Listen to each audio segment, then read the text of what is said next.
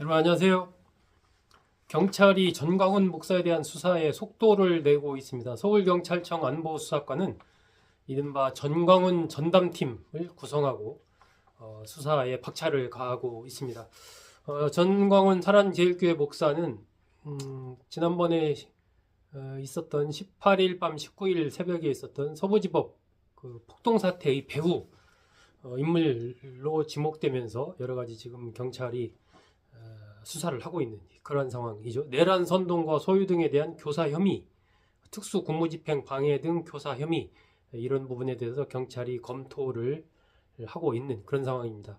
뭐 핸드폰 관련된 통화 기록이라든지 또 그 당시 찍혔던 여러 가지 영상 그리고 그 서부지법 폭동 사태가 일어나기 전후에 집회 현장에서의 정광훈 목사의 발언 이런 것들을 정밀 분석을 하고 있는 것으로 그렇게 알려지고 있습니다. 과거에 내란운동 혐의 등과 관련해서 구속됐던 이석기 전 국회의원의 사례, 그 판례 같은 것들을 분석을 하면서 정광훈 목사에게 적용이 가능한지 이런 것도 좀 살펴보고 있는 그런 중입니다. 전 목사는 국민 저항권 이런 것을 언급을 하면서 시민단체 등으로부터 한 10여 건 정도 현재 고발을 당해 있는 그런 상황이죠. 서울청은 피의자로 전 목사를 입건을 했습니다. 전 목사는 서부지법 폭력 사태 이후 집회에서도 국민 저항권 이미 발동이 됐다.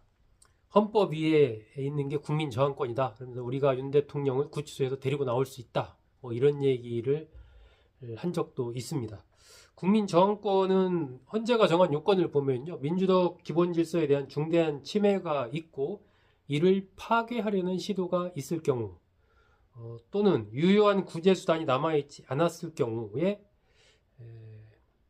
해당이 됩니다. 국민 저항권이. 그런데도 이제 조건이 달려 있습니다. 거기에 기본 질서 유지 등 소극적 목적에 그칠 것, 그리고 정치, 경제, 사회 체제 개혁 수단으로 이용하지 말 것, 이러한 요건이 붙어 있기 때문에 정광훈 목사가 언급한 국민 저항권이라는 개념이 현재가 정한 요건 이런 것과 그렇게 딱 들어맞는 것 같지는 않습니다. 아마 이런 부분도 경찰이 수사에 좀 참고를 하지 않을까 싶습니다. 들어맞지 않는다고 판단되는 상황에서 만약에 그걸 언급하면서 어떤 저항을 부추겼다라고 경찰이 판단을 하고 그 당시 폭력에 가담한 사람들이 이 정광훈 목사의 이러한 주장에 어떤 영향을 받아서 법원에 들어갔다라는 것 그런 진술을 하게 된다면 어떤 교사 혐의 이런 것들이 적용될 가능성이 좀 있지 않나 싶습니다.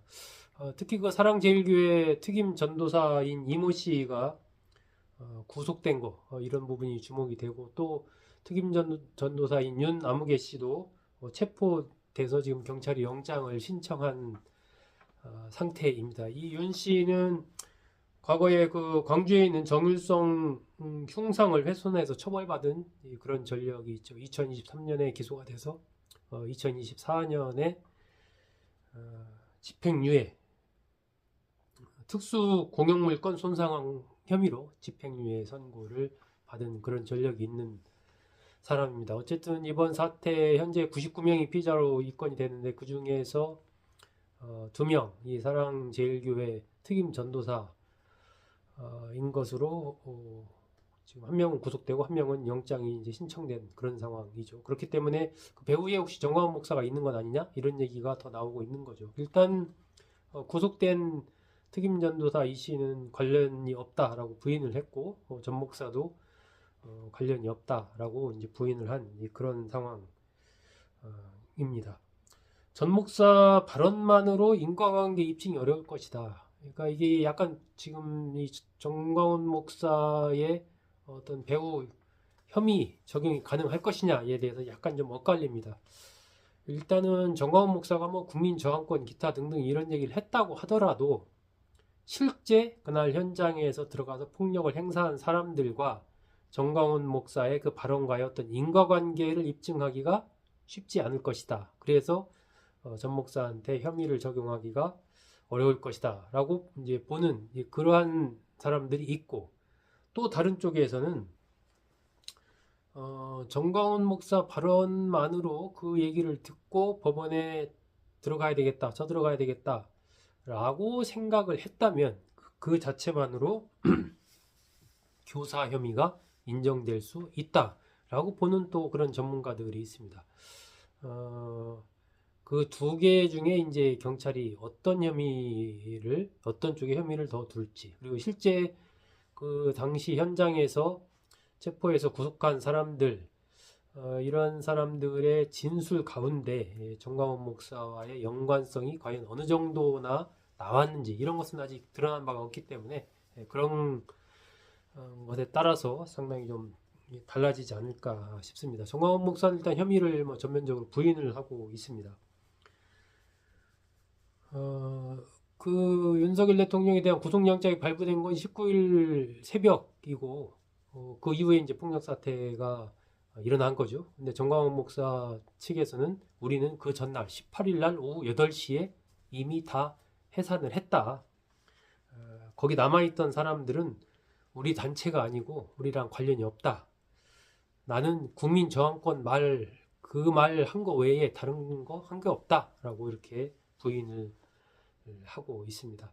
현장에서 일단 이 사랑제일교회 특임연구사 2명이 일단 한 명 구속되고 한 명 체포된 요것과 정광훈 목사가 우리는 이미 해산해서 관련이 없다라고 한 것이 약간 어긋나는 부분이 있어서, 그렇다면 그것이 순수히 그 개인적인 차원인지 아니면 어떤 관련이 있는 것인지, 이런 부분에 대해서 경찰이 더 수사를 하겠죠. 과거에 이제 청와대 민정수석실에 근무했던 박관천 전 경정은 수사를 해야 된다 이렇게 좀 주장을 하고 있습니다. 선동을 해놓고 뒤에 와서 숨어서 지켜보고 있으면 그것이야말로 지능범이다 이렇게 얘기하면서 정광훈 목사에 대한 수사 필요성을 주장을 하고 있습니다. 정광훈 목사가 서구지법 폭력 사태와 관련해서 어떻게 되느냐는 향후에 이 윤 대통령 지지 그룹들의 움직임과도 일정한 좀 연관성이 있을 것으로 그렇게 예상이 됩니다. 최근 들어서 뭐 이른바 정광훈 목사가 주도하는 광화문파와 전 목사와는 좀 그 다른 길을 가고 있는 이른바 여의도파로 이 강경 보수 세력이 분열됐다 뭐 이런 보도도 나오고 했었는데, 이 헌재 판결을 앞두고 정광훈 목사가 만약 법적으로 어떤 혐의가 입증이 돼서 이 법적인 처벌을 받는다면 그런 부분이 또 어떤 이 강경 보수 세력의 움직임에도 영향을 줄 수가 있겠죠. 그래서 이 경찰의 정광훈 목사에 대한 처벌이 어떻게 될 것이냐 하는 부분이 좀 주목을 더 받고 있는 상황이기 때문에 경찰에서도 전담팀까지 꾸려서 좀 강도 높게 여러 가지를 조사를 하고 있는 것으로 그렇게 좀 판단이 됩니다. 아마 조만간 전 목사에 대한 조사도 이루어질 것으로 그렇게 좀 예상이 됩니다. 네, 여러분 잘 들어주셔서 고맙습니다.